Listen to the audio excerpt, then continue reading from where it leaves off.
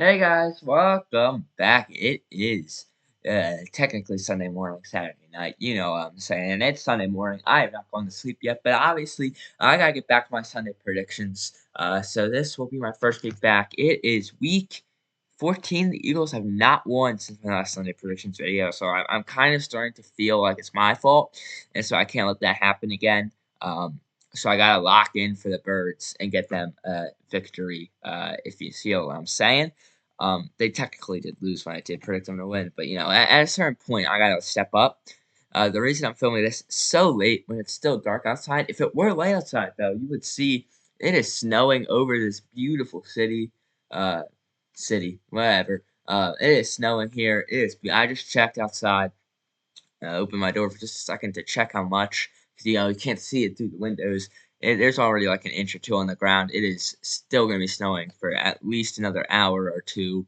Actually, let me check. I actually have no idea how accurate that is. I could be lying. Garnet Valley. Let's winter storm warning all the way until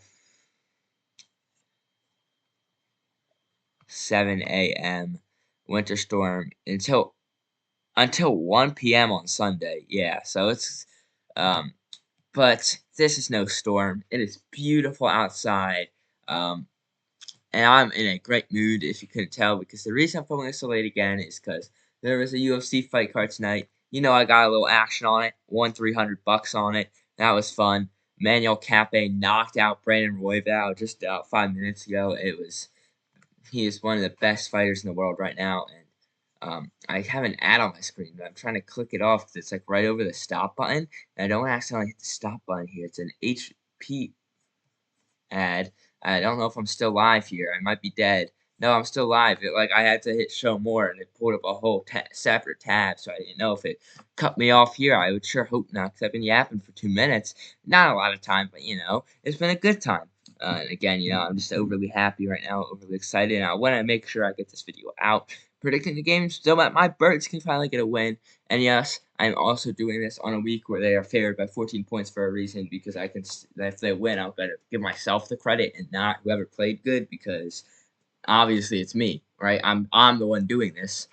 But anyways, our Birds have a 1 o'clock game. I think this is the first 1 o'clock game they've played also since, because they played on the Friday, and then they played the following Monday. They played the Cowboys at 4. Yeah, so it's been a hot minute. Jesus.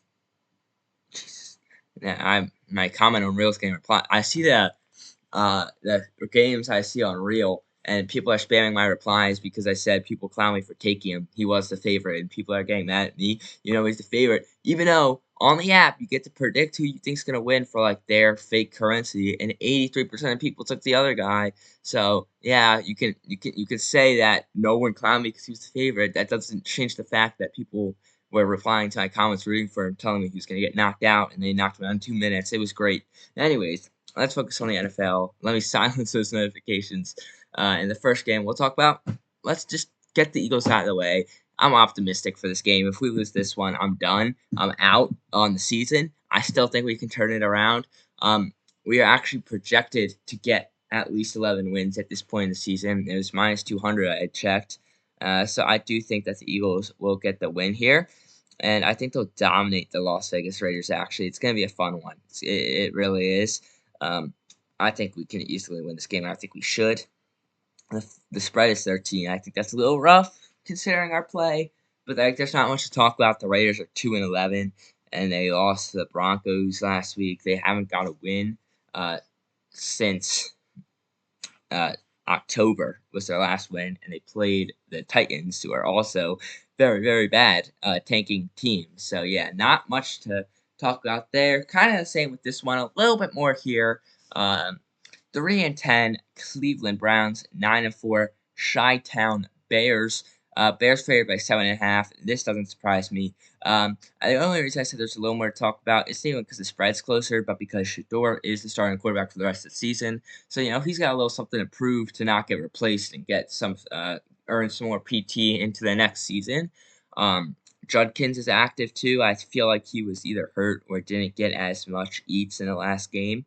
Only 14 carries and 23 carries in the game before that. And more than 18 in the game before. So yeah, he got a little bit less than usual. So it seems to say everyone's healthy.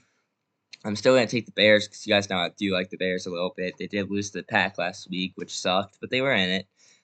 So yeah. So yes. Okay, next matchup. I'm gonna be biased here. Even though I don't care about either of these teams, the 6-7 Ravens are heading to the Cincinnati to take on the 4-9 Bengals. Bengals are trash. Ravens are favored by 3. They are on the road. Bengals aren't actually like Bengals are one of those teams, kind of like in my opinion, they're the opposite of the Patriots, right? Like the Patriots are really good. They're 10-2 record wise, but they're still like 4th, 5th, 6th in the Super Bowl odds or something like that because they haven't proved themselves. They haven't shown that they can be good. And it's the opposite of the Bengals. We know that the Bengals are a good team, and they've just gotten unlucky with the injuries they've had that let them lose a lot of games. So it's slightly more skewed for them to still be in these matchups.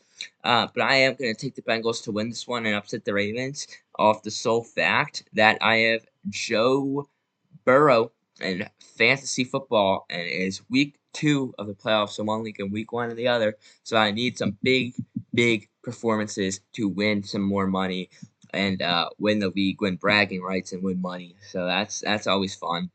Um, Underdogs in both my matchups, I think. So we'll see how it goes. Um,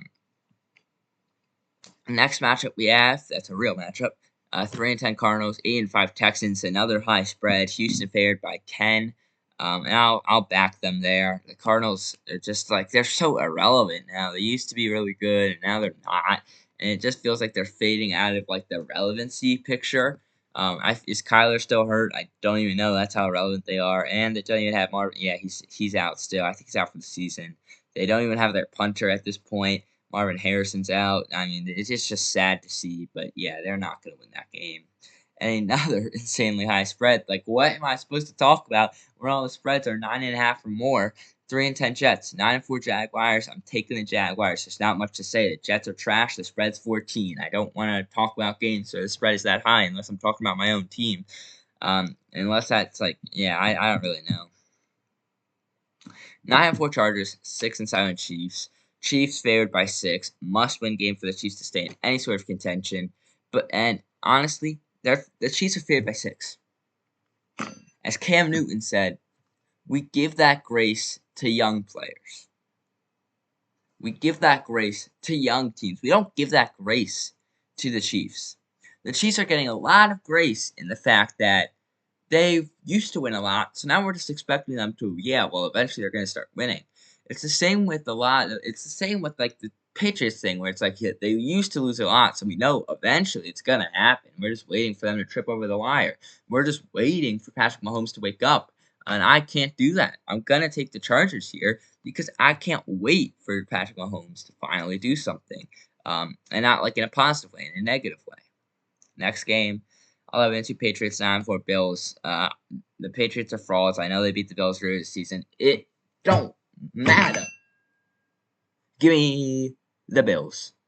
I hate the Patriots, if you don't know, if you can't tell by now, because my friend's a Patriots fan, and they keep winning, and I keep saying they're going to lose, and then he clips it, and it's annoying. So now he'll probably clip this if the Patriots win, but they're not going to win, so I don't have to worry about that because they're playing the Bills.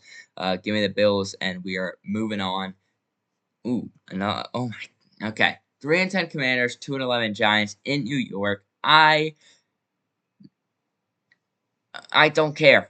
Like this is a divisional matchup. This is something I should care about. Like, oh, the two teams in your division are facing off. Like, who helps you win? And none of them. They both suck. It's just us and the Cowboys, and not even really the Cowboys.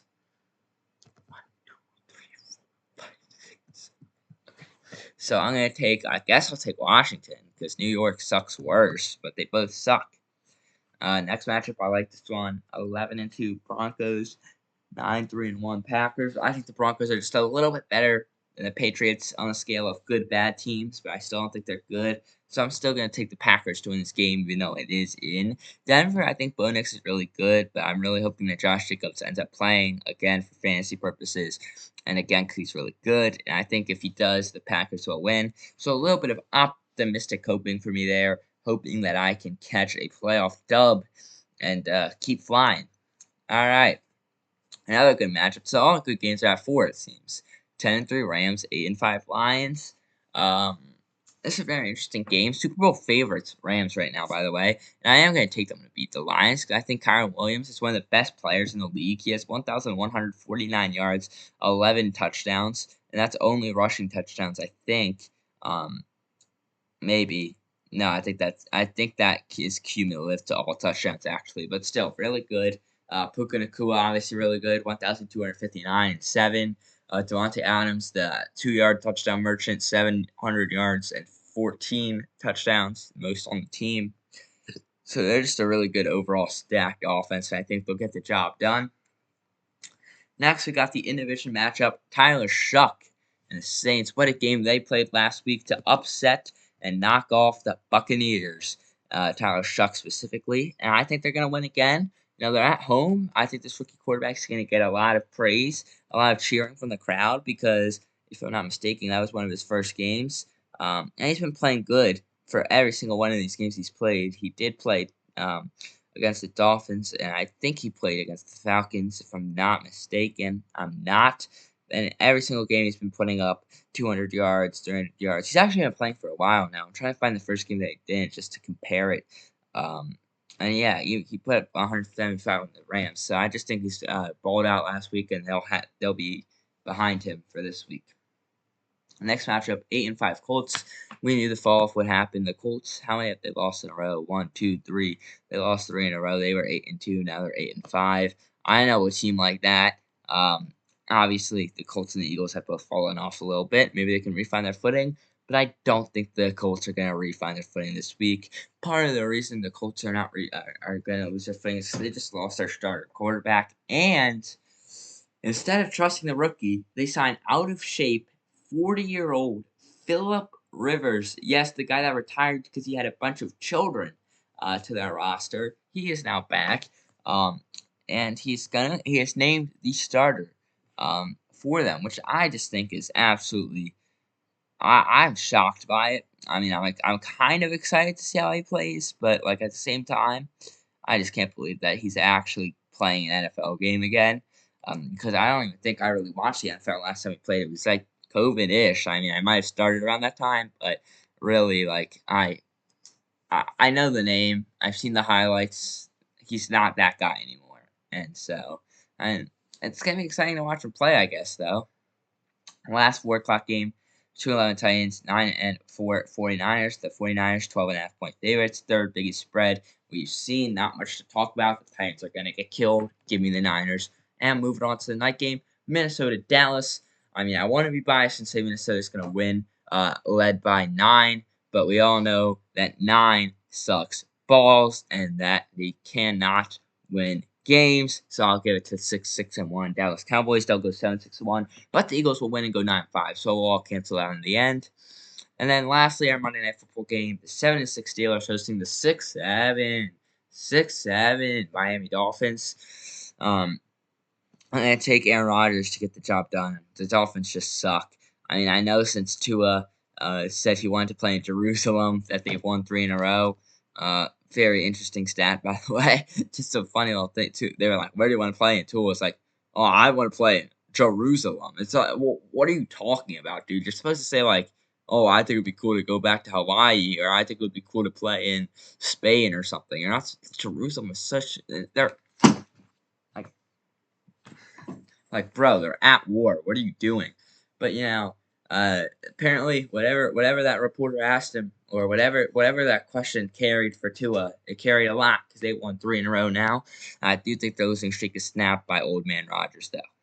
That is my prediction for week number 14 of the NFL season. Come back to see if I'm right, but you don't really have to because I'm always right. And I'm going to upload this right now because I don't want to forget in the morning, just so that I can give the Eagles the juju they need because I'm the one controlling it. Good night.